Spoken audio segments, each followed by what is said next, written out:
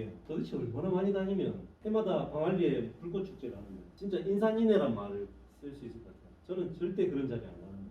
그 하루를 위해서 1년 내내 임대를 내는 건 아니잖아요. 그 하루에 매출이 또 엄청나게 오르는 것도 아니에요. 자리는 한정되어 있고 시간도 정해져 있기 때문에 그 시간에 팔 수 있는 매출은 뻔하다는 거죠.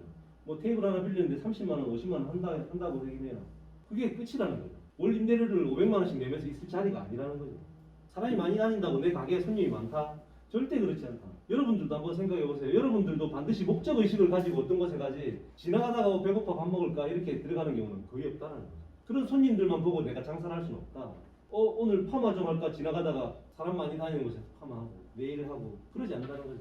창업하는 사람들은 그렇게 생각해요. 사람 많이 다니니까 손톱 손질하는 사람 하루에 10명만 오면 되겠네. 3만 원씩 받으면 30만 원이니까 한 열흘 하면 월 임대료 내고 대충 뭐 맞아 떨어지겠지. 월 임대료의 적정 기준은 하루 길면 3일 안에 3영업일의 매출로 감당할 수 있을 정도가 적정한 임대료라고 봅니다. 잘 나가시는 사장님들의 기준이에요. 하루에 이 임대료를 치지 못하면 안 하는 게 맞다라고 강력하게 주장하시는 분들도 있어요. 그런데 오피스 상권이라고 중심 상권이라고 1층이라고 커피숍 10평짜리 하면서 월 300, 400 임대료 내시는 분들이 거기서 3,000원짜리 커피를 팔아요. 하루에 3,000원짜리로 300만 원 매출을 내려면 1,000잔을 팔아야 되는데요. 1,000잔을 팔려면 얼마나 넓어야 되냐는 거죠. 그 넓으면 직원이 몇 명이나 있어야 될까? 테이크아웃으로 절대 못 파는 자리잖아요. 그러니까 직원 채용해야 되고 감당하려면 직원 월급 나가고 하다 보면 이제 미쳐버리는 거죠. 그 정도 규모를 전체를 통발할 수 있는 자기 능력이 없어요. 기계가 고장나면 발을 동동 굴러요. 제빙기가 망가지거든요. 자주 망가지고. 그러면 이제 그날은 작살나는 거고. 냉동고가 고장이나 뭐 덕트가 고장이나 별 고장이 다 나요. 근데 그거 감당 못해요. 초보 창업자는. 한 번도 경험해 본 적이 없기 때문에. 갑자기 손님이 밥 먹다가 이빨이 빠졌다고. 배달 음식이 먹다가 이빨이 빠졌다고. 오토바이 타고 가던 배달원이 사고가 나고 다치고.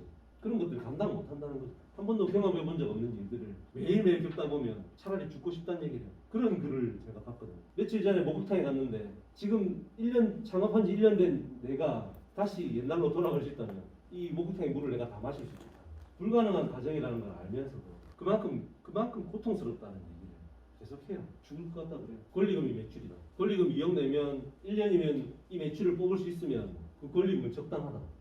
2년이면 조금 많은 느낌이다. 이런 얘기들을 해요. 말도 안 되는 얘기예요. 그런 일은 없어요. 권리금 2억 내고 월 매출 2천씩 낼 수 있는 초보 창업자가 없다는 거예요.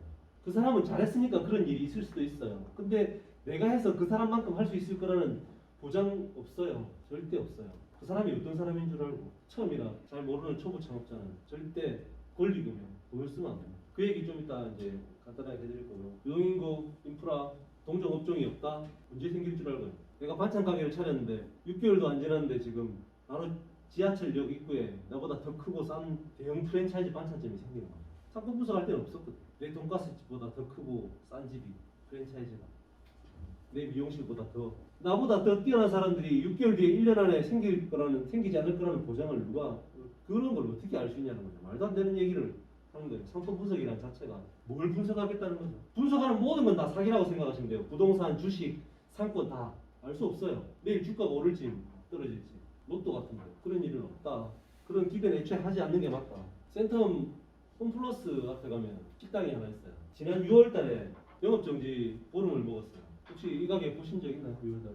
유통기한 경과 상품을 판매한 거예요. 거기 중심 상권이거든요.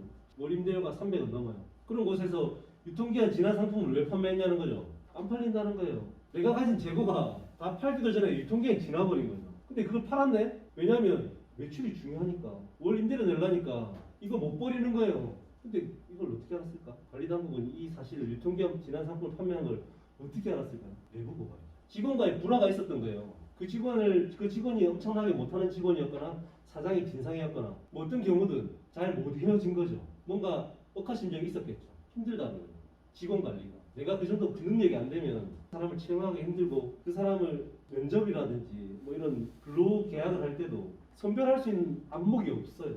이 사람이 잘할 사람인지 잘 못하면 내보낼 수 있는 근거 조항은 어떤 것이 있는지 노무에 대한 상식도 없고요. 정말 제가 이게 화도 나기도 하고 좀 안타깝기도 했는데 이 영업정지 안내문 위에다가 뭐라고 써놨냐면 내부 사정으로 보름간 영업을 할 수 없으니까 보름 뒤에 더 맛있고 건강한 음식으로 찾아뵙겠습니다. 이렇게 써놨어요. 나 부끄럽지 않냐 이거. 중요하지 않다. 그냥 매출 올리는 것밖에 아무것도 보이지 않아요. 지금 여기서 이렇게 내려앉으면 모든 걸 다 잃고 죽는 거니까 무조건 팔아야 된다. 이게 중심상권에서 이런 일이 일어나는 이유가 뭐냐는 거죠. 개인차예요. 어떤 사람이 창업을 하느냐. 그 개인차를 최소화시킬 수 있는 방식을 찾아야 된다는 거예요. 죽지 않으려면. 이 지점들의 공통점이 비싸다는 거예요. 다 이런 자리를 원해요. 우리가 어떤 업종을 뭘 하든지 간에 이런 자리에 가면 성공할 수 있을 것 같다. 한 10억 있으면 잘할 수 있을 것 같다. 다 그렇게 생각해요. 절대 실패를 염두에 두지 않아서 시작해요. 망할지도 모른다는 생각 안 해요. 첫 시간에 독배 얘기했었나? 죽을 거라고 생각하지 않아요. 창업에 있어서는. 소상공인 진흥협회에서 혹은 서울시에서 이런 상권 분석 시스템을 제공해줘요. 이걸 다 분석해준다는 거죠. 내가 어느 지점에서 뭘 할 건지를, 뭘 하면 좋을지, 수익은 어떻게 될 것인지 평가를 해준다는 거죠. 이게 말이 되냐는 거죠.